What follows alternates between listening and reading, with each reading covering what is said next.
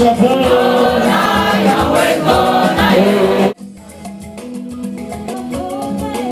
suis l'épouse de Jacques qui vient vous parler.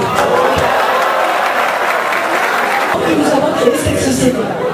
Alors, je ne vais pas redire ce qu'il vient de vous dire parce que bien sûr, je suis tout à fait d'accord avec tout ça.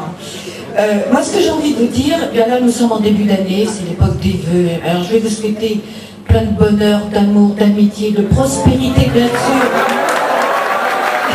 Il est difficile de venir à la suite de Monsieur le Ministre. Comme pour vous tous, j'aurais envie de vous dire, croyez en vous. Vous avez parlé d'intuition tout à l'heure. Eh bien, l'intuition, pour moi, c'est ça. Ça vient des tripes. Hein. Croyez en vous. Et puis, je crois que je vais m'arrêter là, parce que sinon, je vais pleurer. Mais en tout cas... Ce matin, nous avions envie de vous partager ça. Non pas en tant que modèle, parce qu'on ne se prétend pas être des modèles, mais plutôt un témoignage sur qu'est-ce que c'est que de créer une entreprise. Jacques vient de vous le dire assez brièvement, enfin... sur la substantifique mal, on va dire, hein, sur la création d'entreprise. Moi, j'avais envie d'intervenir sur le fait justement de travailler en couple, parce que c'est pas innocent, la couple machin que d'embaucher quelqu'un, et puis peut-être que il n'y aura pas de phénomène de grève, de rouspétance et des choses comme ça. Faux. Il y a des gros risques quand même, hein.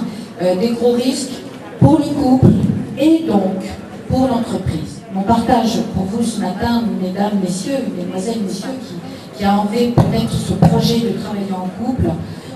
Jacques a parlé d'enthousiasme tout à l'heure, c'est évident. Le point indispensable à comprendre dans tout ça, c'est le statut juridique que vous avez au sein de l'entreprise.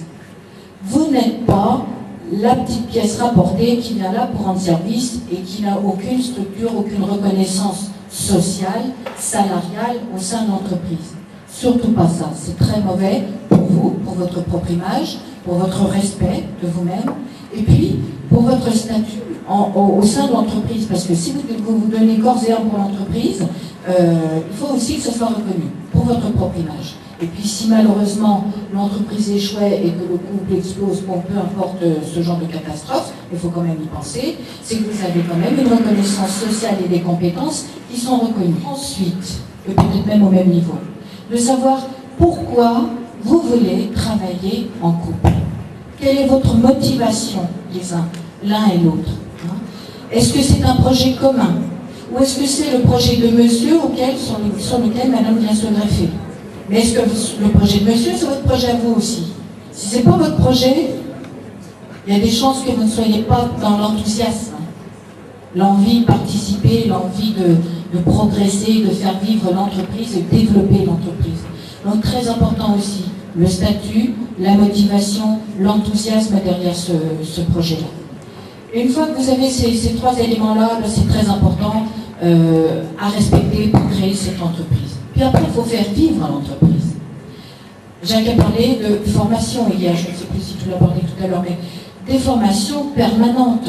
C'est toujours se mettre à niveau, et je pense que Amir sera d'accord avec nous sur ce sujet-là, hein, toujours se mettre à niveau culturellement et matériellement, l'expérience en même temps, hein, de toujours se mettre au niveau pour développer vos compétences. Les clients que vous avez au début de votre entreprise ne seront pas toujours les mêmes à la fin. Hein, vous pouvez travailler au bout de 20 ans, nous n'avons pas les mêmes clients, et heureusement, que ceux que nous avions au tout début. La preuve, c'est que nous sommes ici chez vous aujourd'hui. Je peux vous dire qu'il y a 20 ans, c'était pas ça du tout. Hein. Et très important aussi, quand on crée son entreprise, tu n'as pas abordé tout à l'heure, c'est attention à avoir votre réseau commercial, à parler de réseau. Un réseau commercial, c'est-à-dire que c'est important de savoir à quel produit vous allez vendre. Ça c'est sûr, quel produit ou quel service. Mais à qui vous allez le vendre. C'est donc de bien cibler votre marché. On ne peut pas plaire à tout le monde. Déjà, si vous ne ciblez pas, vous voulez vendre à tout le monde et vous vendrez à personne. Ça, c'est déjà clair, pour comprendre. Donc, cibler son marché, avoir de l'enthousiasme, l'un et l'autre, que la femme se respecte dans son statut au sein de l'entreprise et se respecter en même temps dans le couple pendant qu'on travaille. Sachant que quand on quitte son travail, on se retrouve couple privé à la sortie. Faut faire attention, hein.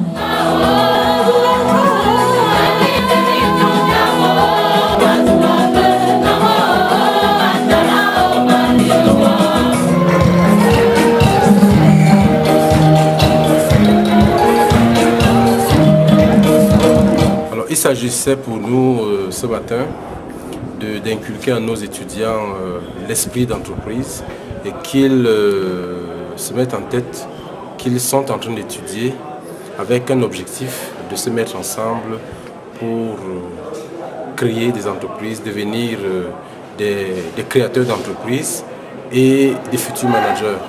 Vous savez, le chef de l'État a demandé dans un précédent discours d'oser.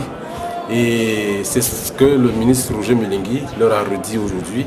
Il faut savoir oser pour arriver à créer vraiment des possibilités de créer des entreprises qui nous qui permettront au Cameroun d'atteindre à l'horizon 2035 un développement certain. Et je pense qu'avec les conseils qu'ils ont eus ce matin, nos étudiants sont désormais mieux sensibilisés pour innover dans la création et monter des projets qui pourront faire du Cameroun un véritable pays émergent demain, comme le souhaite le président de la République, le président. Quels conseils pouvez-vous donner aux jeunes gens qui voici et qui plus tard vont devoir créer leur entreprise dans un contexte un peu difficile comme le nôtre? Oui, effectivement, on a un contexte difficile. Nous en parlons tout à l'heure avec M. le ministre. Il s'agit d'un environnement qui est même, de mon point de vue, carrément complexe. C'est-à-dire qu'il y a beaucoup d'éléments qui sont dans l'interaction. On n'arrive pas à savoir dans quel sens ça va précisément. Je crois que personne ne peut le dire. Et la difficulté, c'est d'arriver à trouver sa place dans ce contexte-là, qui est donc, on l'a dit, imprévisible. Ce que je préconiserais aux jeunes, c'est de savoir justement repérer quels sont les variants et les invariants de tout ça, et puis qu'ils adaptent leur formation, leur projet, et puis après leurs produits, services qu'ils comptent apporter. Il faut que ce soit en fonction d'un environnement et non pas uniquement en fonction de leur propre projet. Je trouve important que les femmes aussi prennent leur place dans la société, dans la société, dans l'entreprise. Qu'une femme crée son entreprise, c'est pas ridicule du tout, au contraire.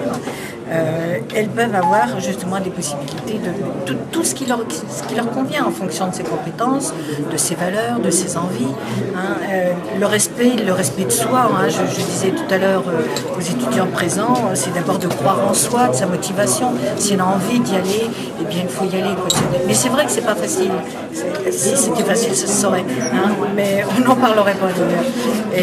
Et donc voilà, j'encourage les femmes aussi à s'investir dans la société, prendre leur place dans l'entreprise. Voilà.